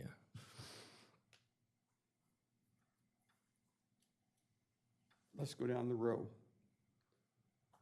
What's the question? 500, 3,000, so she can go forward with the number. I'm good with ERU, with the SWBU at 500. Letitia? I'm good with the 500 SWBU. Same for me, 500 SWBU. 500, 500, SWBU 500. 500, J, SWBU 500. 6, Felice. Mary, do you care? I think either one is fine, so I'll just, Okay, so you're abstain. Frank? SWBU 500. Okay, so Jan, so we got that for you. Now, the next question The next is, question Took an hour and a half. is, Okay, Yeah. that's good. do we fund Everything? everything? Or a portion of the there, capital just- expenditures? Or none of the capital expenditures? I see. let's talk about that. And I guess that's where I'm confused. I mean, first off, don't we want to fund those capital improvement projects? Those We are the sure most do. important ones, so shouldn't they be a part of the I agree. utility? I agree. If, And not- if and- we want to and fund them with O&M our should- fees, O&M we can. O&M should be in the general budget. Or Oh, you could want be- to could be. talk about that? Hybrid. I mean, I'm thinking more hybrid. Hybrid would solve the problem without making a distinction between OEM and capital. Because you need both. We may have higher OEM because we've deferred all this capital. Is that a fair statement, Kevin? Does that shift money back to O and M? I'm just trying to recall the two big capital projects. So the fact that, I'll just say in general, no. Or in general, yes, but not in a big way, Okay. right? Because if our capital projects are major replacements, it's not that we're not getting to clean it, or we're not getting to dig the inlets out or that kind of thing. It's just they're too small, so you got to make them bigger. So I don't think that's a maintenance. I don't think Okay. the fact that those big capital projects are on the books, it's not causing our big spike in O&M to care for it. But if we fix the capital ones are going to have real impact on stormwater management, I presume. One hopes. Like making a Yeah. bigger pipe. Correct. I mean, I think I'm most, not I would tell you, most of the issues I've seen in Rehoboth with respect to stormwater quantity are mainly because the pipes are too small. Okay. Right? It's not because the Yeah, pipe's that's clogged true. anymore. Yeah. I mean, we've cleaned all those. It's not because that, and then the inlets get covered with pine needles and leaves. But the big issue is that Byard Avenue storm sewer, that trunk line, that main trunk line that drains most of the city is undersized for the number of paved surfaces and impervious surfaces we have right now. Yeah. And that's scheduled for next year? It's scheduled, it's on the CIP, it's on the books for next year. It's not gonna make the cut next year, right? Pending this kind of discussion. Yeah. Are we bothered enough by the 400 versus 200 a year? Do we, on this committee, think that's enough reason to make a hybrid out of it? I personally think we should go with the, trying to fund everything that's needed. And I know that people aren't going to be happy when they hear about $400 a year for stormwater management, but I think if we can educate the public that we're a coastal community, we have issues more and more with water quality. We have these 3 times this summer with alerts with contamination in the ocean, and that we have a big problem, maybe more so. Our expenses are higher, more probably because of our being a low-lying coastal community with increasing rain events. And if we don't take care of it, our water quality is going to suffer more and more, and that's going to hurt property values in the long run if we have these more and more days where DENREC announces that we have bacteria in the ocean due to stormwater runoff. So I think it's really important to get it done and not fool around with it. And yes, we are going to have people upset with the amount, but I really think it's where we are. It's the unfortunate reality. And my concern too is that if we keep putting it as part of the capital improvement project list, then it has to be prioritized again and again. Competitive. And exactly. And so it if we hasn't fund competed well. everything, then we know that it'll get accomplished, so. Now, we are a select group sitting here on this committee, this task force. We may not understand the feelings of the city. There may be more opposition out there than what we think about. In fact, no, it was the Western Kentucky survey that people said the mistake they made was thinking that the stormwater fees that they proposed would be accepted by everybody because it was accepted by them. And the people hated it. And that was they underestimated. I should send everybody that letter. Well, the thing though, Jay, is that we know, I mean, based on other people, Janice, who's been through it, if we don't educate people, then the, bunk is going to hit the fan. But if you charge people $100 a quarter, I don't think there's many people in Rehoboth that are going to, lose grocery money over that. And secondly, I think it's just the way you present. And, a little article in lines in the sand is not the way you present. I don't know about you all, but when Delmarva and Dover or City of Dover wants to tell us something about, about what they're going to do with their electric, they put it in our bill. Right. They put it in the newspaper. They over-communicate. I know our city, for some reason, doesn't like to use Nextdoor, but 900 people in the city of Rehoboth limits who read it. So, there's reasons to do as much communication as you, I used to do this for a living, and this is a very, we have not communicated this appropriately in any way, shape, or form. And if we have to have and we should, we will have our storm management plan first, our comprehensive storm, then we have time to have a communication plan that's going to effectively let people know. Lisa's here representing RBHA. If you belong to RBHA, then you're getting these great updates from the city all the time, or from RBHA about what's going on in the city. And it's reaching, 900 people that have to live in the city of Rehoboth Beach in order to get it, because you can't belong to RBHA if you don't live in the city. So Sola has a newsletter, and, you know, I mean, there's just a lot of groups in addition to the city, but it has to be part of an overall communication plan. Or we will deal with people who think that stormwater isn't an issue, like, you know, my neighbor said, you know, we don't have any backup on our street. So people don't see it if it doesn't impact them. So are we, how many of us agree with Jan's premise? Try to fund it all and just outreach like hell and do the best we, just outreach all over the place. You know, I wish Ed was still here because he organized the town hall on the offshore wind stuff that was very successful. We had a full crowd here.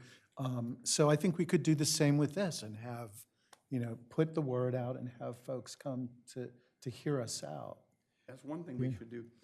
Do you have all those pages of that Black and Vetch report on the, I think it's the think second Kevin has to a the copy last of it, page? yep. Do you have them on your slides, I don't have Christie? it, I think it's like page I did 29. not put it on my I can't thumb drive, remember. I'm sorry. Public information and education. Yeah, you see all those categories and how they rated them? So there's a lot of things we can do. None of them rated 5, but the highest one was websites. The second highest, I can't remember. Yeah, websites was top, and all very close, first 3 or 4. Newsletters, flyers / brochures, community event presentations, social media, public meetings, and schools, periodic shotgun, workshops. the Okay, last, I guess. Those are all the above 3 ones. So Jay, I just want to ask, so next time, because I'm not going to be here, so next time, what's going to be the process? I mean, today we've agreed on SWBU 500 square feet. We haven't finished agreeing on 100%. Well, okay, let's just say, Yeah, we should. okay. And then what is the form of the recommendations that this group is making to the commissioners?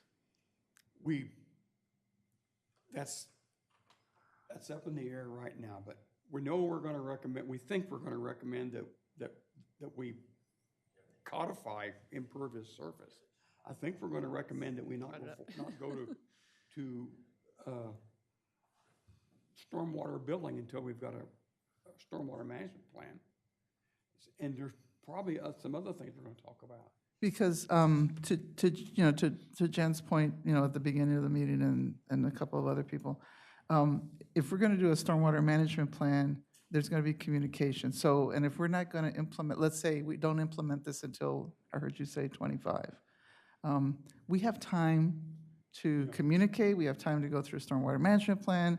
There might be some adjustments to the capital improvement plan as a result. We don't know.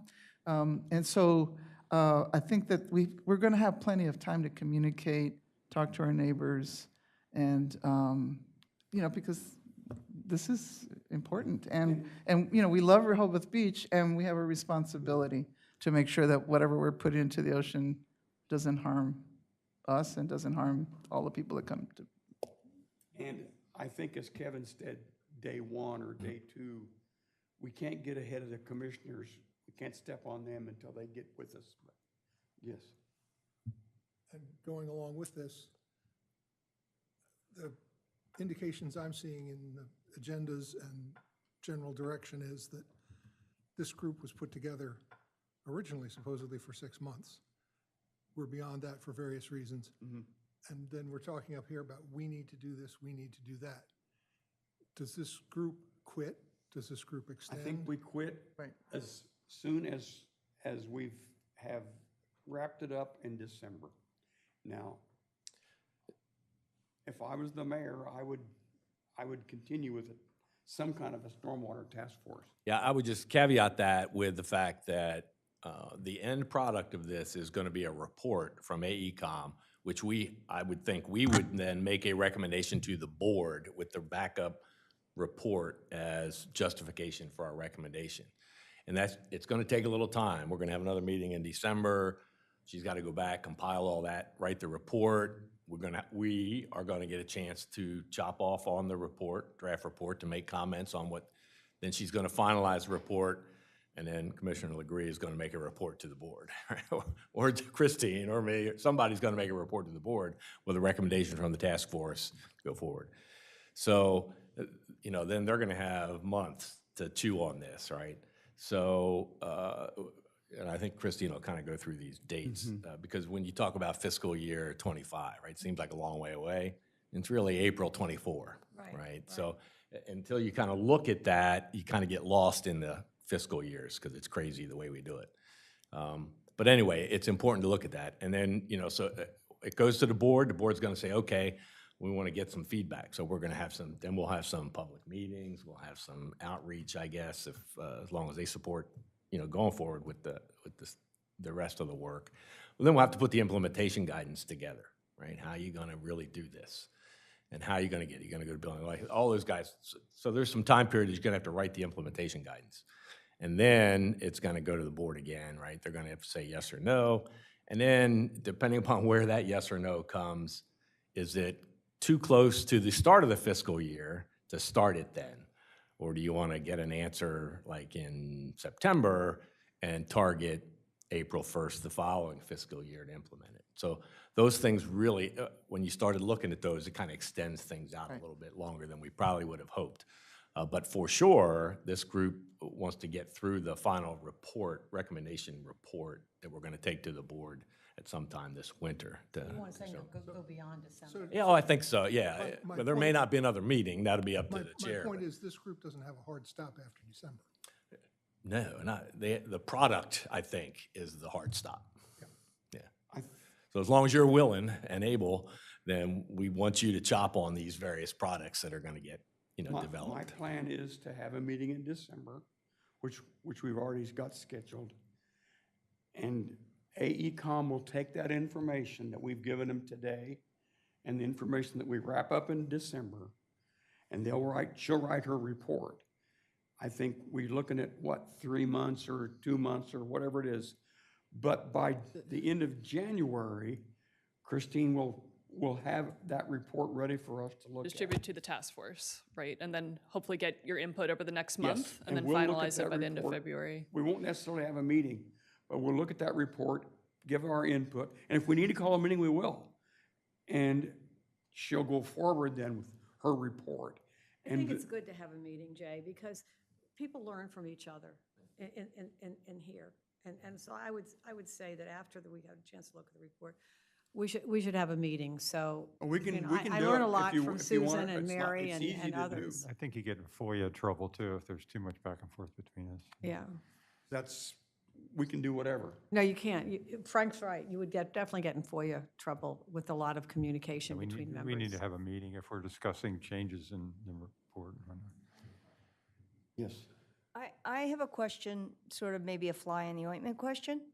Why did we not develop the master plan and then do the utility? What, I guess, what's the marginal utility? What's the marginal benefit of, at the outset, doing the utility, which not going to be implemented until after the plans? And how is that master plan going to be funded? Who's going to do it?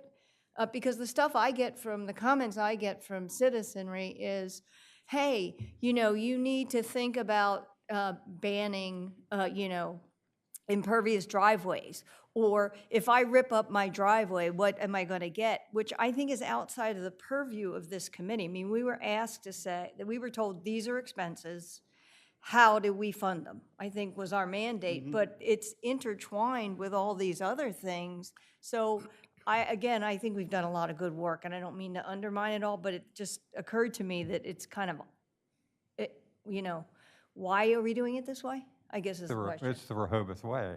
Okay. We well, take that's- money yeah. for consultants, we start studying something, and then we realize, oh, we should have started at A rather than C. No, well, right, and I'll take objection to that a little bit, right?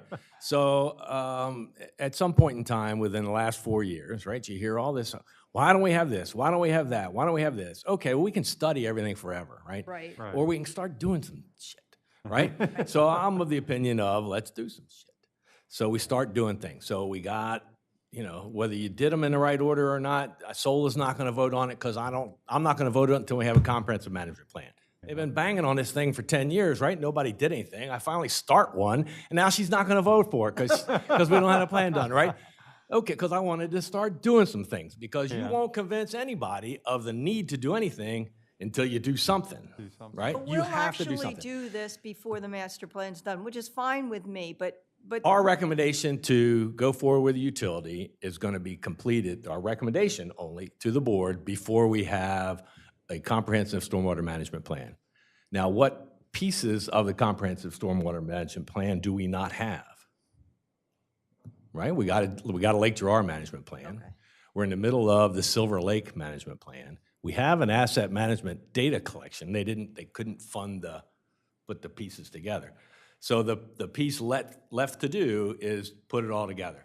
So a question came up, why didn't we do the comprehensive management plan first? Because we had all these little pieces.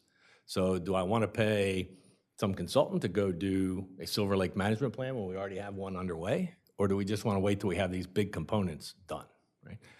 Could it have been done another way? Sure. Is it okay to do it this way? In my mind, yes, because we'll still get all the components. So now I'm going to go to a consultant, next year and say, okay, I've got all these little pieces. I need you to pull that together in a plan. And hopefully that's going to be a lot cheaper than having nothing and going out to a consultant, because we had all these little pieces. it'll include things like change in the building code, Absolutely. Should. that kind of Right. stuff. But that doesn't preclude us from making that recommendation We in could do this that report. Tomorrow. Okay. Yeah, I mean, I would put all those great ideas in this report. Here are some other things to consider, right? We can do that, right? Where is the Yeah. Lake Gerard management plan? Is this what Todd does? Yes. Oh, well, okay. Well, I guess the other thing about the whole planning effort you're pulling. What's things- that? Pulling things together, all these other, Yeah. studies are being done is, it may highlight something Yeah. that everybody missed, or it may adjust something that we had planned to do. So, The exception I take is that, well, we should have done nothing until we did this. Well, I'm not that way, right? And let's do what we can and start doing things. And if we have to wrap it together later, fine. But I wasn't going to wait another 3 years until we get money in the budget to do I've the been comprehensive management plan. Well, Since- but that's, People have been hollering about since 2010, right? I hear you, but that's apropos to Letitia's earlier comment that this would be great because we'd have all this time to educate, because we're not going to do this until the end. But that's not quite how we envision it unfolding as you've just described it. We're going to try to get this established, get the fee going in due time, and wait for this comprehensive plan to be created. I want the comprehensive plan. I happen to be on the Board of Okay. Commissioners, and I'll be voting. I only have one vote, but I'll be How voting. long do you think it would take to get a plan? If you hired a consultant? As Kevin said, we got a lot of, we have a lot of pieces already. So that's what I'm saying. assuming it gets through the budget process, right, they could start on 1 April. It'd probably take 9 months to a year to kind of get all that put together, review drafts, all those kinds of things. So when we do the '24 budget, excuse me, in 2 when we months. do the FY '25 budget, it will be 2024, and we should be able to get the stormwater plan done by then, I would hope. That's what it sounds like you were saying. Which is, Yeah, get it I'll done. and that's, Get it done in '24.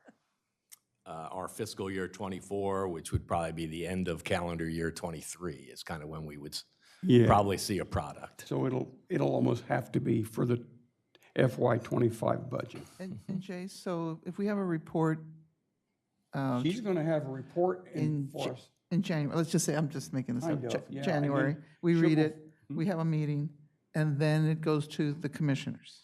Yes, if you want to do it that way. Well, I mean, I'm whatever, Yeah. if that's the way that, we would submit the Yeah. report, She submit the doesn't have report to the do that. commission. She can write the report, but she's gonna send us a copy of it. Well, I think that's the right thing to do, so that we all get a chance to We can do that. chop on it. But, so it goes to the commissioners, and then are the commissioners at some point early next year going to vote? They on may this? or may not. Yeah, I hear what you're saying. I don't know. Okay, She'll give the report, and then the mayor will either put it on the agenda or he won't. But By having a citizens committee, that allows all of us to lobby the mayor to say, we've spent all this time on this. That's very and true, This needs to and- be on the agenda. That's very When true. should we come? Yeah. You know? So let's start again. So recapping December when we meet again, it'll be sort of summarizing all the decisions that have been made, laying out those draft recommendations that are going to go in the report. By the end of January, I'll send out that draft report for y'all to provide input. We'll have a meeting sometime in February to go over comments on that report, hopefully finalize that by the end of February, possibly meet with the city council in a workshop in March and present that. If we want, Then if there's we- about a year yeah, if we wanna after stretch that it likely out for that far, we implementation, can. so. Do we have a consensus, and I want to ask everybody, do we have a consensus on going forward with 100% of the O&M and the CapEx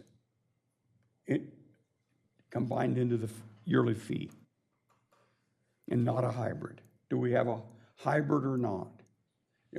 Maybe I'm not clear. Babe, why don't you ask for a vote? Yeah, we can ask. You're clear. You're ask for a clear. vote. Ask for a vote. Yeah.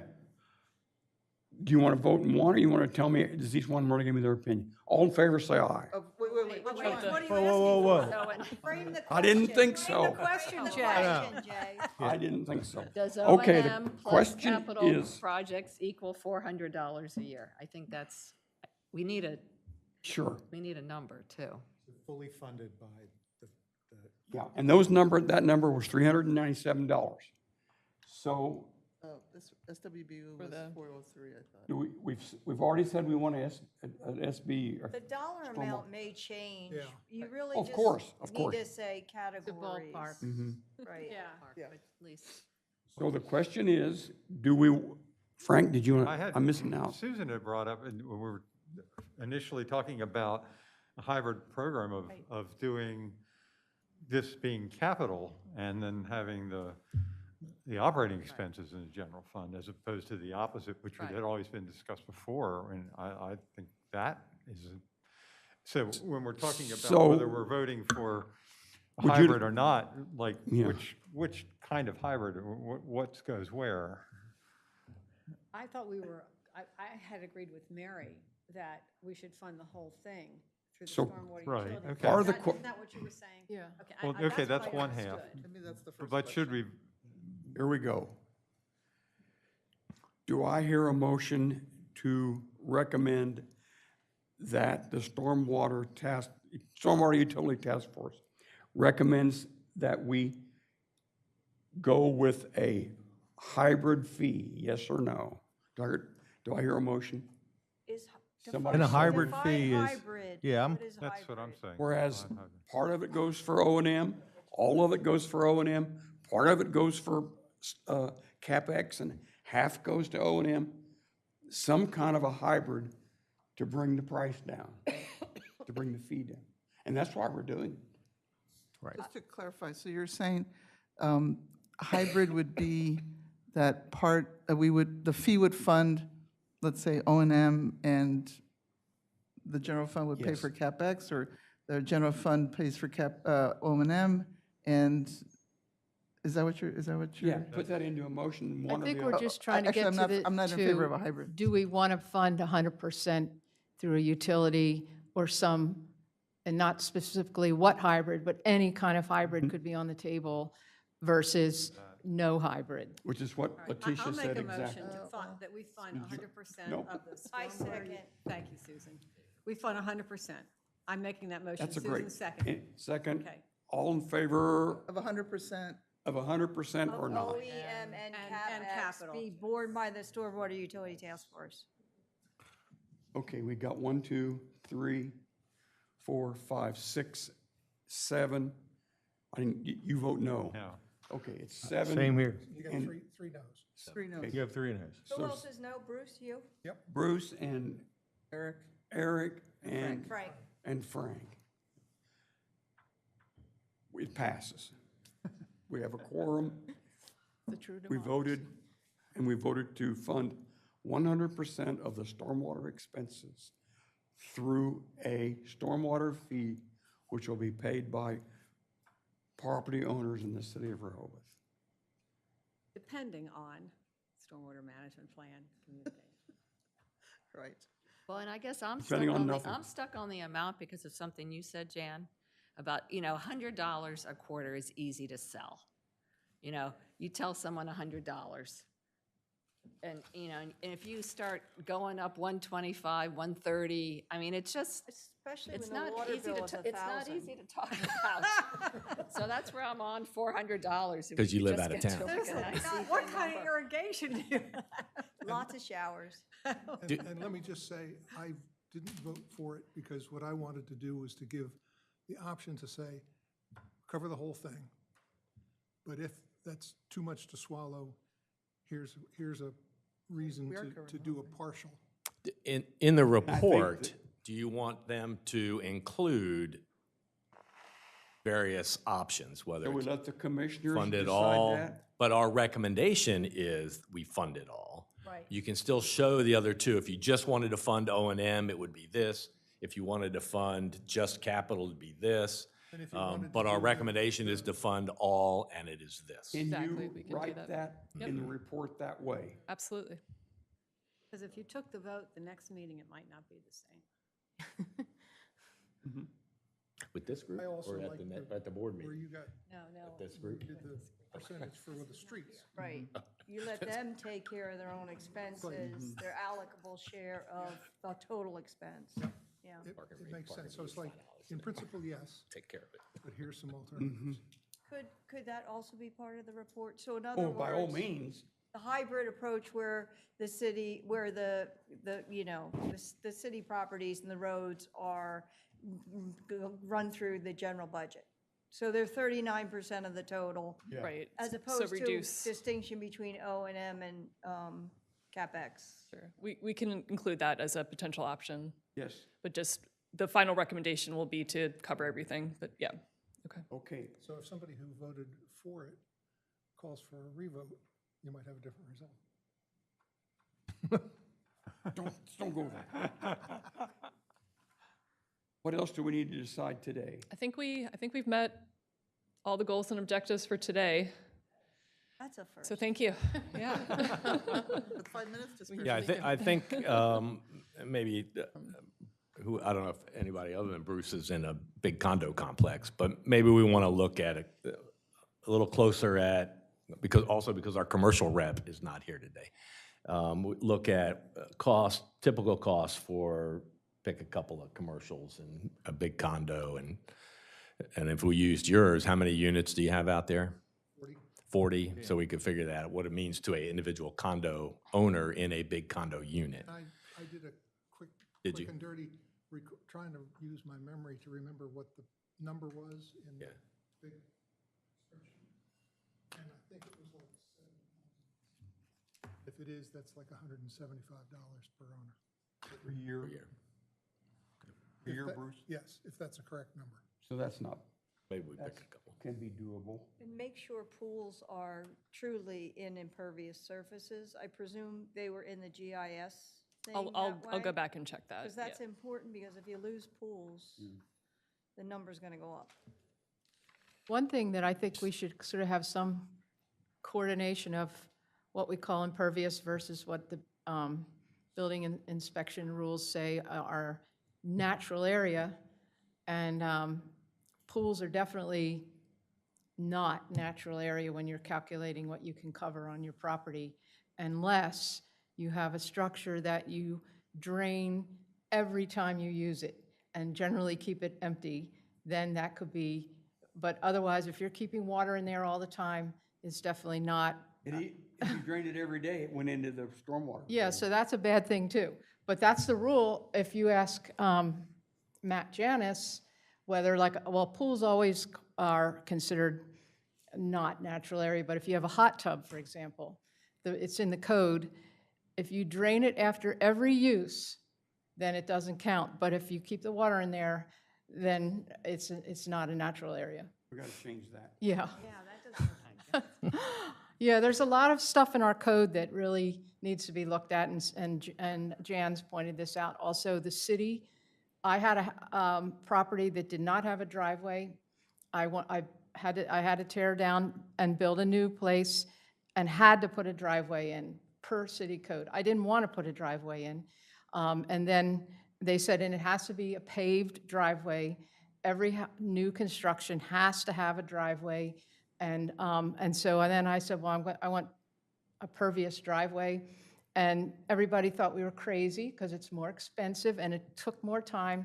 And then Matt Janis was like, so what? I don't care if it's pervious or impervious, And so there's a total disconnect with our city code and how we do new construction. What is the thought here with respect to pools? Should that be pervious or impervious? Impervious. Impervious. You ought to charge them double.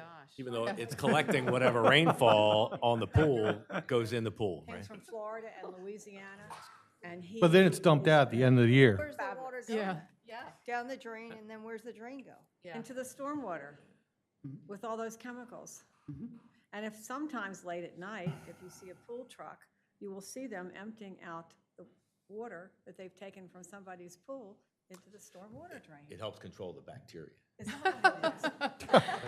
Who cares about the fish? The chlorine, there's not enough, it's not enough concentration. Yeah. What do we have left to do? We're Okay, so 2 minutes till. I think that's it. Pools are impervious Absolutely. They're concrete. How could they be pervious? because the rainfall that falls on them, Drained every day or But not? it doesn't drain, it doesn't It drain out evaporates. across the whole area like no, it should. I'm just trying to argue the other Going into side. that. Yeah, Because you're going to have to argue. Move to adjourn. right, yep. Storm drain. Do we have anything else to talk about today? That was the end of the presentation, yep, so. Everybody knows the next meeting's 6 December. As long as we get the notice out. And it won't be at 1 AM. Oh, that's right. I saw that. Scheduled for 1 Damn AM. it, how did I miss that? Okay, To say AM? I declare this meeting adjourned. I move 1 we p.m. adjourn. Yeah, what did you just say? What's the Everybody date of wants that? a second. This is 1 AM. Oh, I move that we adjourn, 1 but we need a.m. a second vote. Too late. I came to the building, it was locked. That's the note you sent me. Right.